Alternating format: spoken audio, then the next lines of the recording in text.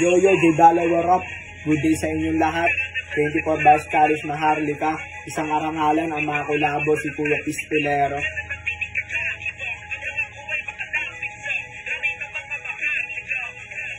Kasama mga since day 1 natutupad na yung dati lang namin mga kwentuhan. Dati mga walang bilib sa amin, bakit ngayon nagsisitanguan?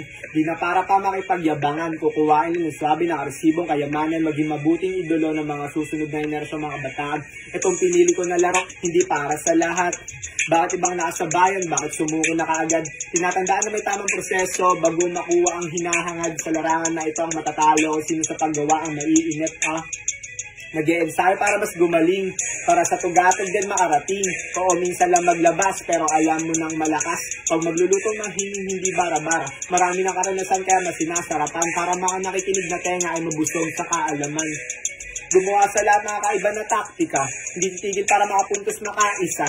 Handang makipaggera para lang sa resulta hanggat maging isa sa Maharlika. Wala na akong ibang magagawa kung sa akin ko nakatadhana. Tatanggapin ko ng buong walang kaba, magkaroon din ng isang dugong Maharlika. Nakilos at galaw, di na tulad ng dati. Nag-iba na pananaw, simula nagdinatanas sa biyahe. Akala mo nagbago ang galaw, di ka lang makasabay. Nakakapanggigil lang din kasi balang araw makamit ko din yung tagumpay.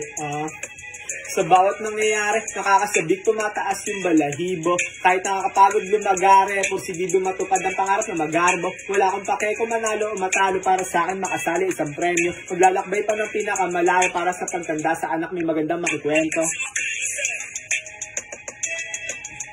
Kung nagsabi na,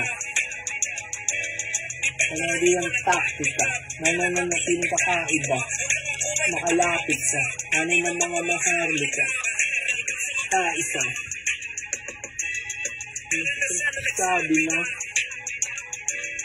panasin ang taktika, nananatiling kakaiba, pero kung nakalapit sa, ano ng mga Maharlika. Yo, hanggang dun lang. Salamat sa pakikinig. Good day sa inyong lahat.